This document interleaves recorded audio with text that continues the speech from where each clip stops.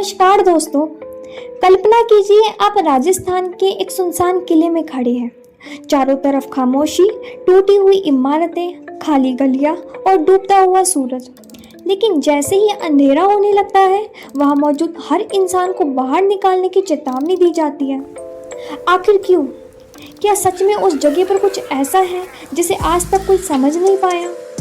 आज मैं आपको भारत के सबसे रहस्यमय किले भांगड़ की कहानी सुनाने जा रही हूँ। लेकिन कहानी शुरू होती है 100 साल पहले। कहा जाता है भांगड़ में रत्नावती नाम की एक बेहद सुंदर राजकुमारी रहती थी। उनकी सुंदरता की चर्चा दूर दूर तक होती थी।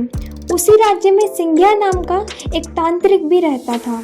कहा जाता है वह राजकुमारी से एक तरफा प्रेम करता था, लेकिन उसे पता था कि राजकुमारी कभी भी उससे विवाह नहीं करेगी। एक दिन तांत्रिक ने एक योजना बनाई।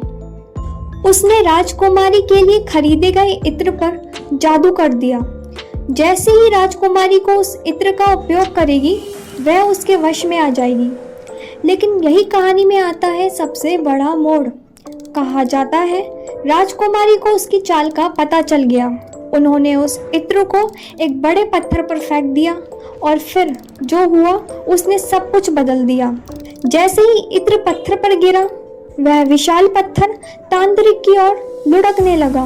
तांत्रिक उसके नीचे दब गया, लेकिन मरने से पहले उसने एक भयानक शाप दिया। कहा जाता है उसने कहा यह पूरा नगर बर्बाद हो जाएगा, यहाँ रहने वाला व्यक्ति कोई भी जीवित नहीं बचेगा। और फिर कुछ समय बाद भांगड़ पर हमला हुआ, युद्ध हुआ, हजारों लोग मरे और धीरे धीरे यह पूरा नगर वीरान हो गया। लेकिन कहानी यही खत्म नहीं होती। आज भी भांगड़ का नाम सुनते ही लोग क्यों कांपने लग जाते हैं? लोगों के मन में डर क्यों पैदा हो जाता है?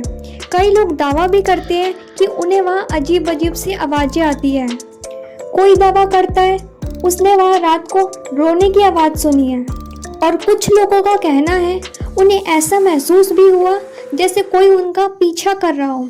हालांकि इन बातों का अब तो कोई प्रमाण नहीं मिला है। लेकिन सबसे दिलचस्प बात अभी बाकी है। सूर्यास्त के बाद किले के अंदर जाने की अनुमति क्यों नहीं होती? और यही बात लोगों की जिज्ञासा को और बढ़ा देती है।